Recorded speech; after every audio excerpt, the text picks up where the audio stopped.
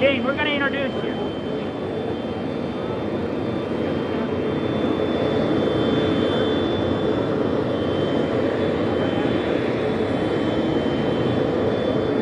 We'll wait and see if they shut down.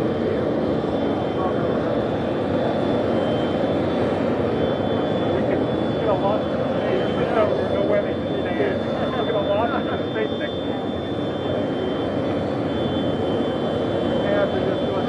All right, are we ready? All right. All right, can you all hear me over the jet? Awesome. Welcome to the Kennedy Space Center. How great is it to have the Crew-2 crew here for the third launch of humans to space in less than a year? I mean, what an exciting time for our nation's human spaceflight program. Put these guys in that Crew Dragon on a Falcon 9. And this is really cool. The Crew Dragon that they are flying on is the same one that flew Bob and Doug. So Megan gets to fly on the same vehicle that Bob flew on last May. And this rocket that they're riding on, the Falcon 9, it's the same Falcon 9 that took the Crew-1 to orbit that we're going to bring home here at the end of the month. So just absolutely an amazing time. Guys, it's great to have you here. It must be getting real, huh? Getting ready to launch. All right, with that, it's my pleasure to introduce our acting administrator, Steve Jerzik. Steve? Hey, thank you, Bob. And first, I want to welcome our astronauts, Shane, Megan, Aki, and Thomas. I know they're ready because they told us they were ready at yesterday's flight readiness review. So welcome, guys, gals. And yeah, we're going to do the third crew launch to the ISS this year. Thursday, April 22nd, next Thursday, on NASA and SpaceX's Crew Dragon Falcon 9. I've been with NASA a long time. They always put this in my remarks to remind me I'm old, but I've been with NASA 32 years, and it's been an amazing, amazing career. And it always never ceases to amaze me the talent, dedication, and bravery of our astronauts and our foreign partner astronauts. So thank you guys for what you do for NASA and the nation and the world. I want to thank Bob Cabana and his team at KSC for all the work they're doing on the ground to prepare for next week's launch. I also want to thank Mark Geyer and the team at Johnson Space Center and Jody Singer, the team at Marshall Space Flight Center, for their hard work in getting to flight certification for the Crew-2 launch. A lot of hard work. And of course, I want to thank SpaceX and the SpaceX team. They have been incredible partners for enabling NASA's vision for commercial spaceflight, and very importantly, getting astronauts to and from the ISS safely and effectively. Crew-2 again marks the third crewed commercial spaceflight mission to the ISS. But there's a whole lot of firsts with this mission, some of which Bob has already mentioned. For Crew Dragon and Falcon 9 for this mission, like Bob mentioned, Crew Dragon Endeavour flew on the historic Demo 2 mission less than a year ago today. And the Falcon 9 flew the Crew-1 astronauts to ISS this past November. So reuse is really important, and it was a challenge for the NASA SpaceX team to certify both the spacecraft and the launch vehicle for flight for this mission, but they were more than up to the challenge, and we had a very successful flight readiness review yesterday. It's the first commercial mission flying two of our international partners to the station and returning them home. It's the first commercial crew handover on the ISS, and it's the first time two commercial crew spacecraft will be docked to the station. So just an incredibly exciting mission. And it's just a coincidence that the day of launch for Crew-2 is on Earth Day. And it reminds us that of NASA's core mission to study the Earth and conduct Earth science research using remote sensing satellites. So this work is essential for the nation and the world in dealing with climate change. And we also collaborate internationally on just about all our science missions, including our Earth sciences missions. So it's not only an effort in the U.S. but across the globe. We use the unique vantage point of space to study the Earth from the oceans to the atmospheres, and really try to study and model the Earth as a system, and try to determine how the planet is evolving, including climate change. And then ISS plays a unique role because of the orbit that it's in. Most of our Earth orbiting satellites are down-looking and are in an orbit over the poles, and we can image the Earth and oceans as the Earth rotates under the satellite. ISS is in an inclined orbit. So for some remote sensing instruments and observations, that ISS provides a unique platform to get those measurements and to do Earth science research. So it's becoming more and more a part of the ISS mission. And of course, commercial crews enabling NASA to have crew members on the International Space Station, not only to maintain and do those Earth observations, but also do the critical research and technology development for our commercial partners, and to enable our Artemis missions, our crewed missions to the moon, and eventually our human mission to Mars.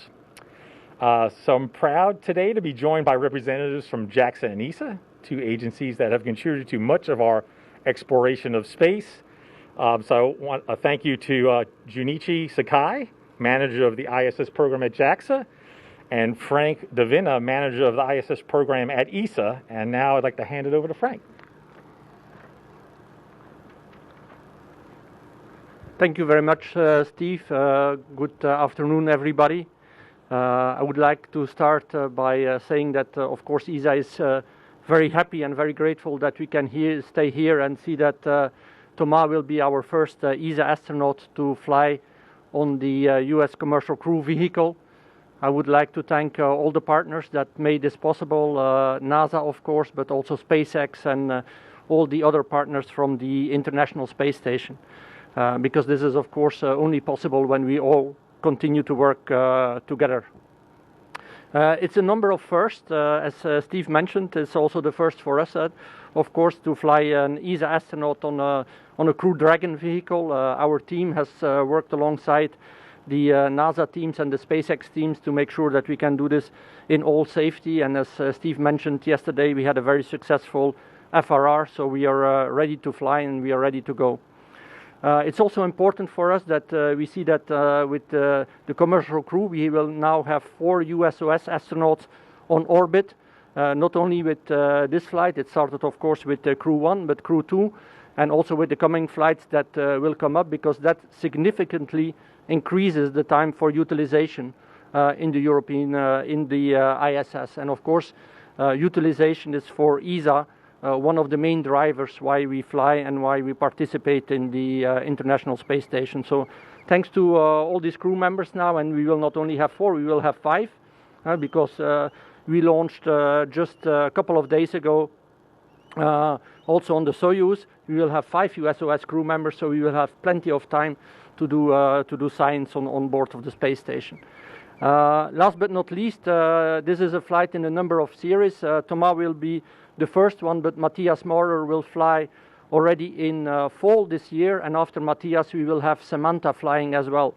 So for the first time, 3 flights in a row for a year and a half, we will have European astronauts on board of the International Space Station. So that also shows that ESA is growing and is continuing to invest more in exploration and in human spaceflight, which is great alongside with our other partners. We will also see the MLM launch during this flight with our Russian colleagues, and on board of that we will have the European robotic arm, something that we have been looking very much forward for to have on orbit, and Thomas will also be involved in the first checkouts of the European robotic arm, Thomas, so great for that. And so last but not least, at the end of the mission, Thomas will be the commander to receive also Matthias, and that's for Europe is a big sign that we will have a European commander together with 2 European astronauts on the International Space Station. So once again, folks, congratulations. I see that you're ready. I see that you're happy to fly. I was there many years ago in your position. I would prefer to be in your position than standing here, to be very honest, but I know that Thomas never wants that, so unfortunately. So Godspeed, guys, and Megan, all the best, and see you on orbit. Thank you very much. And I would like to pass the word now to Mr. Sakai from the ISS program manager from JAXA.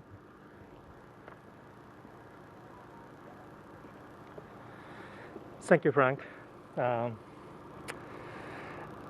said this phrase many times since last year, but I'll repeat again. On behalf of JAXA, I would like to sincerely express our appreciation to NASA leadership, SpaceX, and all the colleagues who worked so hard for Crew-2 launch operations, launch preparations, and continuing ISS operation under such tough COVID-19 situations. It is a great honor for all the Japanese people, including me, the Japanese astronaut board forefront commercial spacecraft of Crew Dragon twice in a row with international partners. I do believe that the close relationship and partnership between international partners, especially NASA, has brought this for the space cooperation for a long time. While the Tokyo Olympic and Paralympic is being held on the ground, maybe. Now, I believe Japanese astronaut Hoshide Akihiko Aki will lead Expedition 65 missions as a commander and succeed in the missions with Supreme, NASA, and ESA colleague astronaut. I'm looking forward to this coming launch, and we'll continue our preparation for the launch operations and on our own. So I pray that you are safe launch and return. And see you 6 months later, guys. 頑張ってください. Thank you for your attention. All right, now the real reason you're here. As the ladder was coming down, Frank and I were talking, and Frank said, you know, when the plane lands at the launch site, that's when you realize it's getting real. And it's certainly getting real for this crew. And it's my extreme pleasure to introduce to you the commander who's going to introduce the rest of his crew, Colonel Shane Kimbrough, Commander, Crew-2. Shane? Thank you, Colonel Cabana, and good afternoon. It is awesome being at Kennedy Space Center, especially on launch week like Colonel Cabana was talking about. It's definitely getting real. Our crew is really well trained, extremely well trained from the NASA, the SpaceX, and the international partner teams. So we are really excited and ready to go. I'm going to introduce to you one of my crewmates, the only one of our crew that's wearing a Mach 26 patch, and that's our pilot, Megan MacArthur.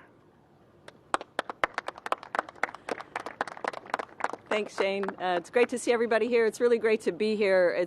We come in on the plane over here, and we got to fly by the pad and see our rocket getting ready to go, and it's just an amazing feeling. I've gotten to do that before, and there's nothing like it when you look out the window and see a spaceship getting prepared and realize that you're going to be riding on it in a few days. So it really is a wonderful feeling, and I just want to take a moment to thank the people that get us here, that get us ready, and that get all of this ready to make it happen. It's a huge number of people.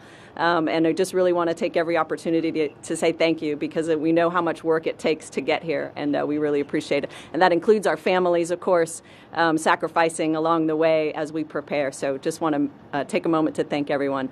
I also want to introduce our next crewmate, mission specialist for Crew Dragon and also mission commander for Increment 65, Aki Hoshide. Thank you, Megan, and thank you, everyone.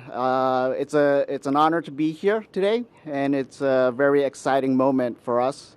We know that a lot of effort came in to prepare the capsule, the rocket, and preparing us in training, and we all thank everyone for that.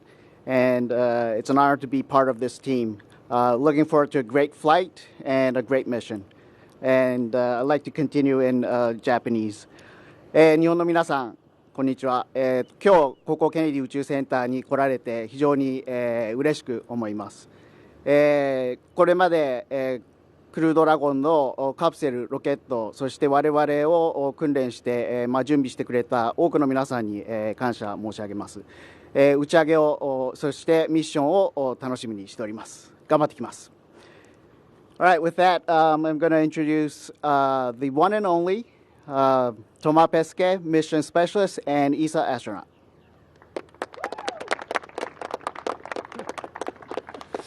All right, so like it's been said before, every day there's a major milestone that's happening that's bringing us closer to flight, and it feels more real. But it doesn't just happen like this. It takes a lot of hard work, and NASA and the partners make it seem routine, but it's not. We know it's not. We know there's a lot of work that goes into it, so we'd like to thank all those people involved. We take them in our hearts, and we'll bring a bit of them together with us on the space station. I want to say a few words in French as well, if you allow me. Aujourd'hui, c'est le premier jour où nous arrivons ici à Cap Canaveral. On est prêt, l'équipage est prêt, côté véhicule, tout est prêt. Je voudrais prendre vraiment une minute pour remercier tous les gens, que ce soit ici à la NASA, ailleurs, chez nous, en Europe, partout dans tous les pays membres de l'Agence spatiale européenne, au Japon, en Russie, qui ont travaillé sur ce programme et c'est la somme de leur travail qui nous permet à nous d'aller dans l'espace, donc on les emmènera un peu avec nous. And because I'm speaking last, I don't get to introduce anybody, and I think that's unfair. So instead of introducing anybody, I'll ask you to notice Megan's shoes if you haven't done so yet, because they're pretty awesome. And there was talk of us all wearing the same shoes, but for some reason she was outvoted. But please enjoy the shoes.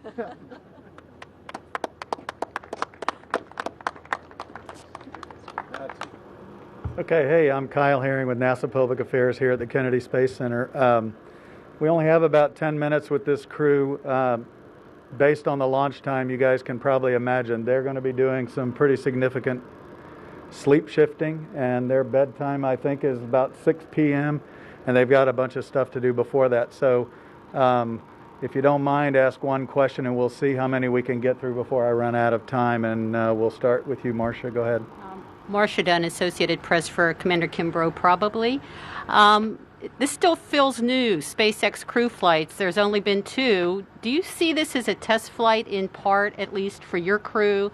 Do you feel like test pilots, and especially considering that the first time that reused rockets and capsules will be used for the astronauts? Thanks. Yeah, we're excited. Thanks, Marcia. We're excited to fly in these flight-proven vehicles that you mentioned. Certainly I think all of them, until we get several years under our belt, should be considered test flights.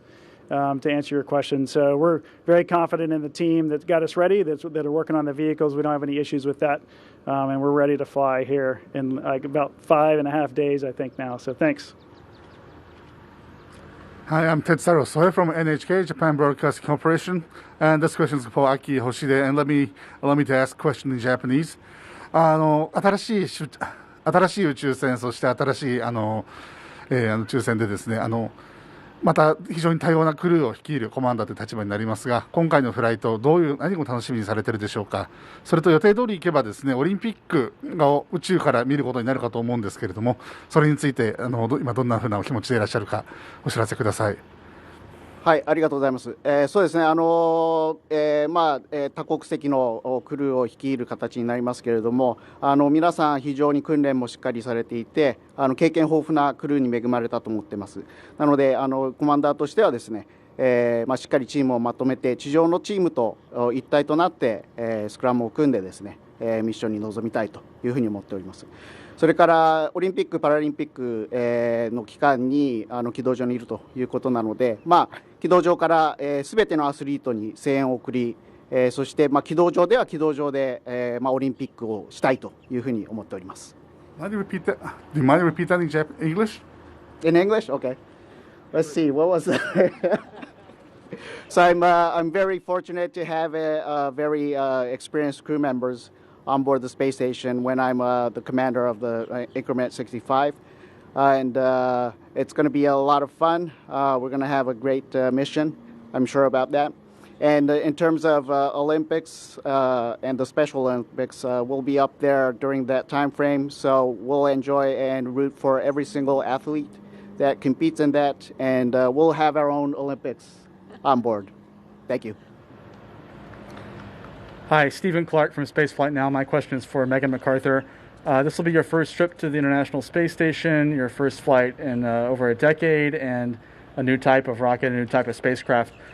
What about all that excites you most, and what are you most looking forward to? Well, the whole thing, of course, is exciting. Getting to fly on a new vehicle, getting to stay in space long duration is something obviously completely new for me. I think it's going to be like the difference between visiting a country for a business trip and then maybe moving there, longer term. So I'm looking forward to seeing what those differences are.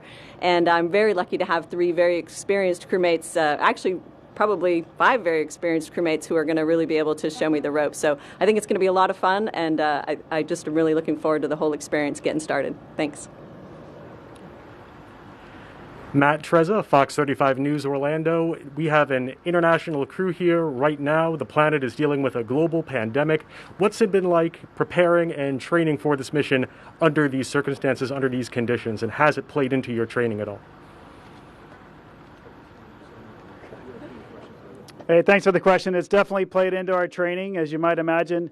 It's really a testament to the training teams at all the centers around the world that have adapted and been able to train us. Even just getting travel between the different countries has been a challenge, but it's all worked out. And we've been very blessed to I've spent a lot of time with these folks behind me, and we've gotten to be really, really good friends, which is only going to play out further on the space station. And that's really only because of the pandemic. So there's some silver linings, believe it or not, to it. And we saw that through our training. So the training didn't miss a beat. Honestly, we had to make some adjustments, but the teams did a fabulous job getting us ready to go. Hi, Irene Klotz with Aviation Week in Space Technology for Shane.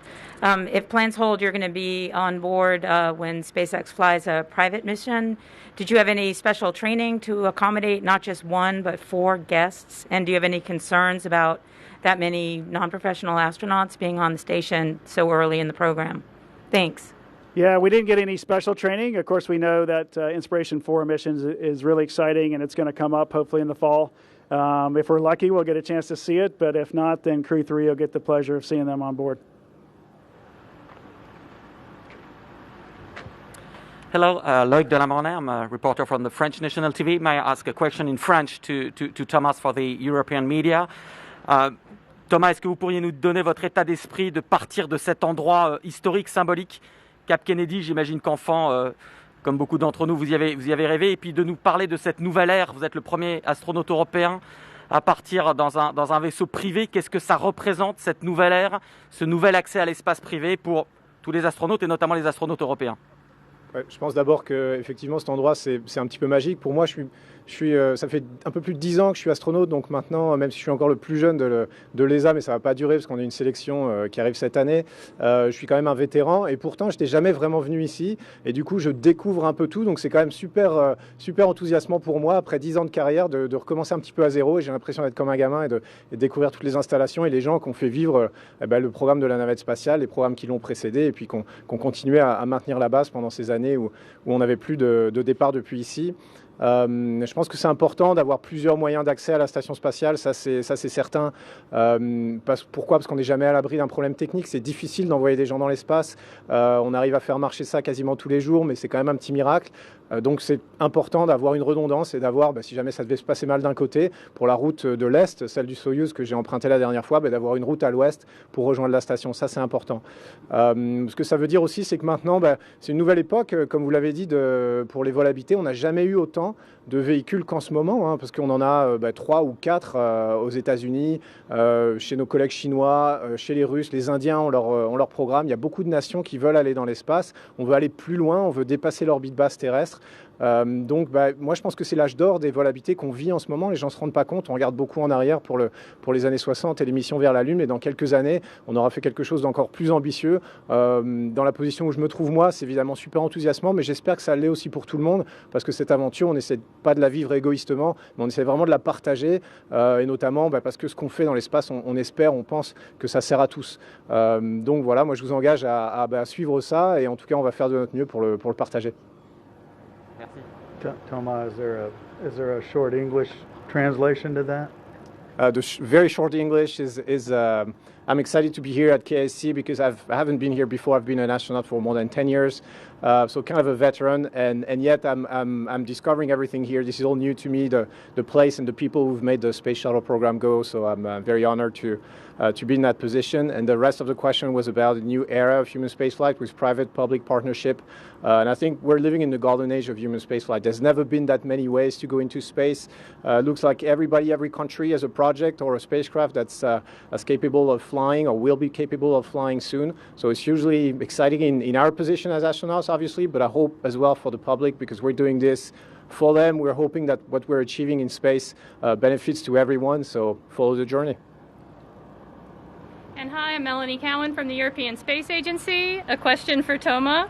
After following in the footsteps of Gagarin for your first launch, could you give us your thoughts about looking out the window, seeing your vehicle getting prepared, knowing that you're going to be following in the footsteps of the Apollo astronauts? And if you could say a few words about the work you're doing on board the International Space Station that will enable the next generation of ESA astronauts to go forward to the moon and beyond. Thanks, Melanie. It's good to see you here. That's a lot of footsteps to follow in, but we're doing our best. Like I said, there's a lot of history here. There was a lot of history in Baikonur. There's a lot of tradition, but we're actually really lucky because now with SpaceX, with what SpaceX is doing with NASA and Crew Dragon, we get to come up with our own new traditions, which is pretty awesome. So we're honored. We're really doing our best, and what we'll be doing on board. Actually, on board the space station is 232 experiments, I think, for increment 65, which is unbelievable. It feels like every week we're just topping the record of science that we've done before. There's 40 coming from ESA, 12 run by CNES directly. And I think that's what all this research that we're constantly feeding on the to the space station is what enables us to keep going as a research agency for ESA. So we have all those goals for the mission. There's operational goals, research goals, very packed schedule. We'll try to do our best and then hand over at least the European part to Matthias Maurer, my colleague from Germany, at the end of the mission. And then he will himself, if everything goes according to plan, hand it over to Samantha. And we, like Frank said, we plan to be a reliable partner for the years to come and for what's coming after ISS, and that's the Artemis program. So we're trying to lay the foundations for this, and it starts from doing a good job on board the ISS. Thank you. Okay, that's all the time we have for questions.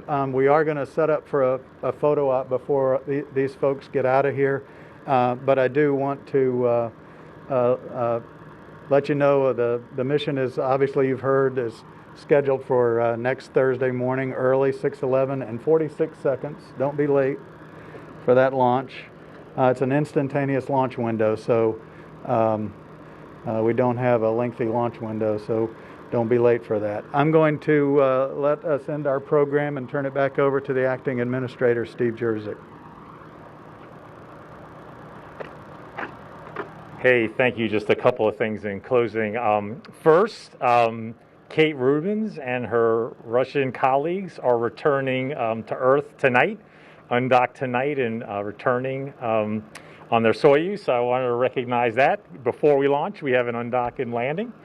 Also, later today, we have an important announcement relative to the Human Landing System, HLS. So we'll be doing a press teleconference at 4 o'clock today. So hopefully you can join us for that. And then with that, glad to see you here. We are ready. I know you're ready. So go Dragon, go Falcon 9, go Crew-2. Thank you, everybody.